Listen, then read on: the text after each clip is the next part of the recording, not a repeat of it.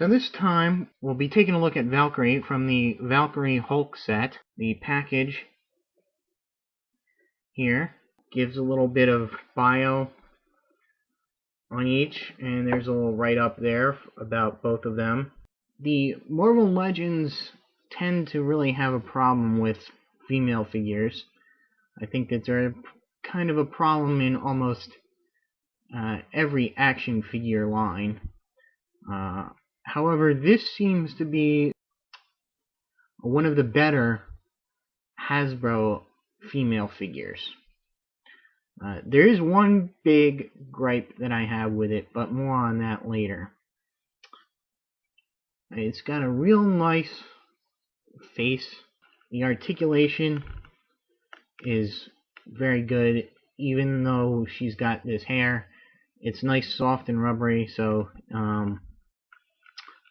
it kind of gets out of the way. Nice cape, somewhat flexible, but mostly pretty rigid. It just pegs into the back of her there. It stays in there very nicely, and she looks good with both it on and off. Here's where we get to my big gripe about the figure, is that she has this wonderful scabbard that can peg and unpeg to her side. But unfortunately, I don't know if you can see that, it's not functioning. You cannot put her sword into the scabbard, so why they even bothered with it, I don't know. That really kind of ticked me off to see that was the case. Now, paint-wise, there are a few little blemishes here. You notice right there at the neck, there's a little mess up on her breastplate over there. Very slight.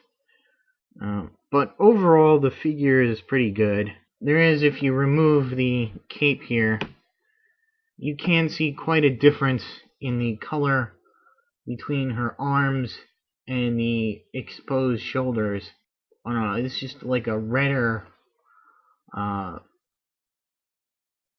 tinge to it. Looks like she has somewhat of a tan there, or a burn. Her accessories, she comes with this pretty awesome spear. Great. I think it only rivals the Hawk Girl, DC Universe Classics Hawk Girl spear. Snake, has this little ribbon or bit of detail here at the top. Pretty cool. So let's put that aside. We'll move on to her other accessory, the sword, which I have neglected to remove the plastic wrappy thing here. Her sword, which is called Dragon Fang, and it's got a nice little detail on the hilt there, the pommel and hilt. Very nice. Although still flexible, it's solid enough where it has not been bent out of shape, which is pretty cool.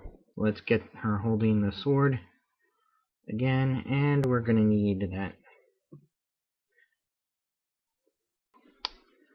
Yeah, she does not hold the sword all that well, so I'd save those clear little elastic bands to help secure it in her hand. Since her scabbard doesn't work, is not functional, you can keep it in her hand. As I said, the head sculpt is the head is quite good. Her braids, having her braids forward on her head, really helps in the up and down posability. And since they're soft, they do tend to bend out of the way of other poses. So you can have her looking down and they bend away from it. Her arms go all the way around, go out. There's no bicep swivel. Again, this being a female figure, you're not going to find very many that have them. She both bends and swivels at the elbow, and she has ball-jointed hands, so they can swing as well as swivel. She does not have any waist articulation, but she does have this upper torso joint here. She can go back and forward a little bit, and left and right. Her legs at the hips swivel and go out and in. She bends and swivels at the knee. This knee, for some reason, is very tight, so I'm not going to force it. And she rotates and bends at the ankle. Now, for those of you who aren't familiar with Valkyrie, she's of course based on the Norse legend, Germanic Norse mythology of Brunhilde, who was chosen by Odin to lead the Valkyrie, the female riders of winged steeds who would escort the worthy who died in battle to the Hall of Valhalla, and there to enjoy their afterlife, eating and drinking and doing everything that good Vikings do. Aside from having the strength and toughness of Asgardians, regular Asgardians, the Valkyrie could also have this death sense. They could tell when someone was about to die. It would help them in going out and selecting or watching the warriors on the battlefield. Now, the comics do kind of link her to the whole Ring of the Nebula series with Thor. Odin basically put the spirit of Thor into mortal form in both Sigmund and Siegfried. Brunhilde was involved in all that. And after that, all the pantheons of gods made a pact with the Celestials to stop interfering on Earth. And thus, the Valkyries didn't have much to do selecting mortal people to come to Valhalla. And so the Enchantress promised her some adventure on Midgard. And of course, being the less than honorable person the Enchantress is, she put Brunhilde's body into a suspended state on Asgard and co-opted her powers for her own. She fought the Avengers in disguise as Valkyrie. I believe that was Avengers number 83 in 1970, and it was part of the all-female Lethal Legion. The Enchantress then gave the powers of the Valkyrie to socialite Samantha Parrington, trying to get revenge on the Hulk. Later, she gave the Valkyrie powers to Barbara Norris to bolster her allies at the time, the Defenders. Barbara Norris' body was transformed into an exact duplicate of Brunhilde's, while Brunhilde's actual real body still remained in Asgard. So you have basically two copies of Valkyrie running around with the same, well, only one was running around, one was still in suspended animation. Brunhilde takes over with the transformed body of Barbara Norris, and Norris is in the real body of Brunhilde.